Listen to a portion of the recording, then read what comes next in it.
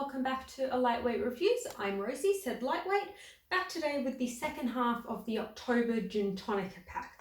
We've got two Victorian distilleries this time, so we'll get straight into it with the Reed & Co. Remedy Gin. They say that this leaps out of the glass with aromas of crushed eucalypt, lemon peel, white pepper and bright piney sappy notes. One of the most powerful gin bouquets of the year. A viscous, silk-textured delivery, building with flavours of pine, lemon verbena and pepper. Finishes poised, delicate and long, with hints of herbal tea, eucalyptus and tea tree leaf in the aftertaste. Very expressive, with the native floras deftly balanced alongside traditional botanical notes. So this sounds like a really complex gin. It's 44% ABV. I'm not entirely certain what I'm expecting. I think something more on the floral side, but I'm interested. I'm pretty sure these guys are located in Bright.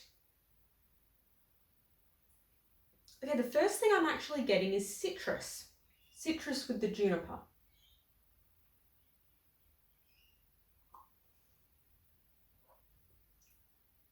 Oh wow, that is really nice.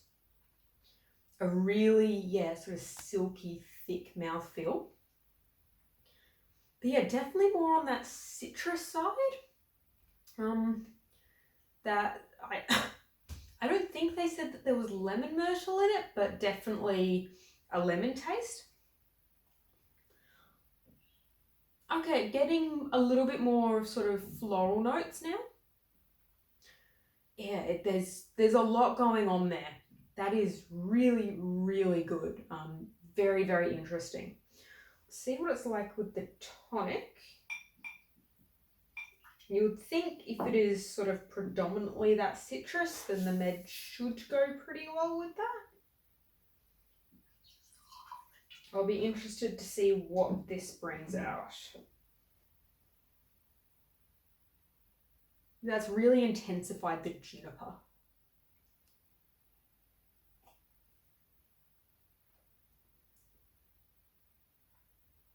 All right, the tonic has really brought out those more floral and the eucalyptus. Yeah, the eucalyptus is suddenly really, really strong here. Wow, that's really, really good. That is a really interesting, complex gin. It's really, really well balanced. I'd love to play around with this with a whole lot of different tonics and see what each of them were to bring out. I feel like the refreshingly light Indian tonic would also go pretty well with this. All right, and now we move on to the second gin, which is the Flinders Maritime Gin. They say, inspired by the coastline, sea breeze and rocky shores of the Mornington Peninsula, this fresh, savoury gin delivers a uniquely Australian twist to the classic dry gin. Locally foraged kelp and samphire, as well as locally harvested vine leaves, complement dry juniper notes, while coastal saltbush, lemon myrtle and currant bush provide depth of flavour reminiscent of the Australian bush that hugs the coastline of the Mornington Peninsula. So I might have had this at an event once, but I really can't remember, because that's what happens to me when I go to like gin tasting events. After the first couple, nothing really stands out in my head too much. I did do the Bass and Flinders Make Your Own Gin kit a little while ago, and I really enjoyed that. I'm definitely planning on getting up there when I'm allowed, hopefully sometime this year. Everything is looking good to actually maybe be able to go up before the end of the year. So I'm looking forward to properly trying this without having had like 8 other shots already. And this is 40% ABV.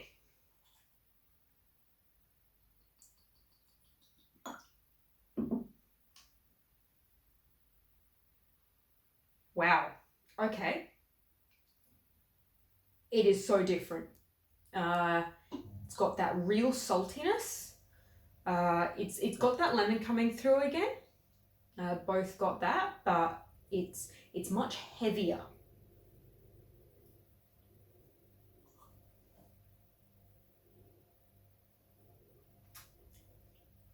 Okay. I'm trying to think of the word. It's very sort of sea. Like, yeah, that saltiness with not seaweed, but there's just something about it that reminds me of going to the bush, which I guess makes sense for what they did try to make. It's a very beach gin. And it tastes in some way green, which is maybe an odd thing to say, but that's what's coming to mind, like green plants and leaves that you'd find at the beach. We'll see what the tonic brings out in it. I have some really, really interesting ones today. Like, I loved these two, but they're a little more, this is what you're gonna get. Whereas these are a bit more complex. That has toned all of that down. Like, the aroma of it neat was just like, wow. But this is very, very subtle now.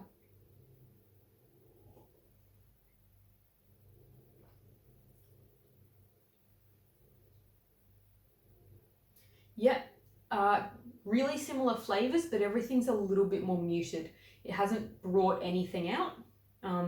It's actually made it a little bit easier to drink because it's not so, I guess, herbaceous and plant-like. It doesn't have quite as much of that heavy salt. Yeah, I do really, really like it with the tonic. I think it is a little bit easier to drink. I really think this is a good tonic for it. So yeah, two really, really interesting Victorian gins. I do love a Victorian gin, and I'm looking forward to maybe in a few weeks being able to go and actually see some more distilleries. If you've had either of these and you have thoughts on them, please leave them in the comments below. I'd love to know what you think.